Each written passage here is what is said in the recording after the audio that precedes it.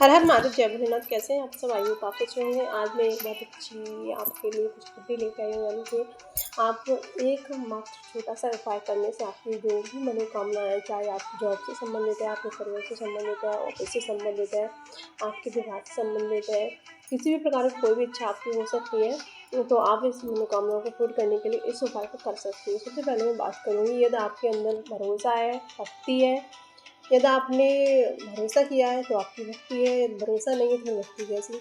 जब प्रभु का हाथ आपने पकड़ा है, जब आपको भरोसा है तभी आप हाथ पकड़ सकते हो। यदि आपको भरोसा नहीं है, यदि दूसरों को दिखाकर ही आप पूजा अर्चना कर रहे हो, आप किसी दूसरे व्यक्ति को देखकर आप यदि ऐसा कर रहे हो, तो आपकी कोई मनोकामना पूर्ण नहीं हो पाएगी।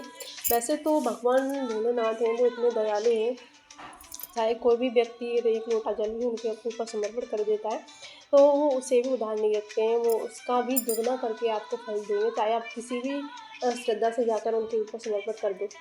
लेकिन यदि आपने सच्चे दिल से अपने आप को समर्पित कर दिया है भगवान भोलेनाथ को, तो आपकी समस्त मनोकामनाएं पूर्ण होंगी। तो अब कुछ ही समय बचा हुआ है और मात्र लास्ट सोमवार है, 4 तारीख को जो पड़ रहा है, तो आप इस दिन इस उपाय को कर लेते हो, तो आपकी जो भी मनोकामना है भगवान आपकी झोली खुशियों से भरेंगे, आपकी जो भी मनोकामना है उसे पूर्ण करेंगे। तो आपको पूरी सच्चे मन से और श्रद्धा से इस उपाय को करना है। तो उससे पहले मैं आपसे कहूँगी, हर हर महादेव। आपको क्या करना है, सबसे पहले आप जैसे आपने व्रत किया है, यदि आप व्रत नहीं भी कर पा रहे हो तो भी कर सकते हो, आपने व्रत किया है तो भी कर सकते हो। आप व्रत कर रहे हो तो आपको सुबह जल्दी उठना है, उसके बाद में आपको स्नान वगैरह करना है। जब हमने चरण शुरुआत होती है तो उस दिन हम संकल्प दे चुके होते हैं। यदि आप लास्ट सोमवार का व्रत करना चाहते हो तो वो भी आप कर सकते हो। तो उस दिन आप व्रत करने से पहले सुबह ब्रह्म मुहूर्त उठोगे, उसके बाद में आपकी जो भी दिनचर्या सुनिवृत्त होकर आप संकल्प, हम कोई भी व्रत करते हैं उसका संकल्प लेते हैं, तो आपको संकल्प लेना है। और उसके बाद में आपको क्या करना है कि अपनी मनोकामना को पूर्ण करने के लिए हम जो बेलपत्र होते हैं उन्हें 1 से 8 बार, बेलपत्र के जो पत्ते होते हैं वो पूरा पत्ता आपको लेना है। और 1 से 8 पत्ता लेने के बाद में उस पर आपको, जैसे खाली पत्ते होते हैं उन पर कुछ नहीं लिखना, तो आपको उन पर लिखना होता है कुमकुम चंदन, कुछ भी ले सकते हो। उससे आपको जय श्री राम या फिर ओम लिखकर इस तरह से आपको तीनों, जो 3 उसके अलग अलग भाग होते हैं, उन तीनों भागों को आपको लिखना है। चाहे राम राम लिख दो, चाहे ओम लिख दो, कुछ भी लिख दो, बिंदी लगा दो, लेकिन ऐसे प्लेन नहीं छोड़ना। 1 से 8 बेलपत्र लेने हैं आपको।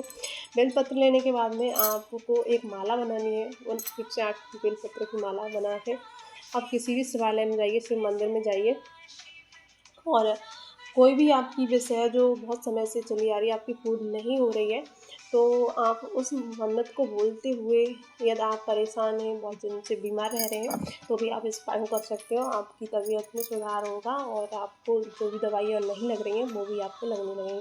तो आपको सच्चे मन से करना है।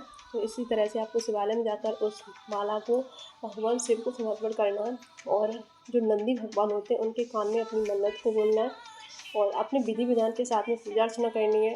1 से 8 बार आप किसी भी मंत्र का जाप कर सकते हो। ओम नमः शिवाय, ओम श्री शिवाय नमस्तुभ्यम, किसी भी मंत्र को आप बोल सकते हो, जो भी आपको आता है या फिर जो भी आप बोल सकते हो, आपको आसानी है बोलने में, उस मंत्र को आप बोल सकते हो। 108 बार मंत्र बोलने के बाद में आपकी जो भी समस्त मनोकामना, कोई भी मनोकामना हो सकती है, तो आप मनोकामना को अपनी विश को बोलते हुए भगवान को माला पहना दो।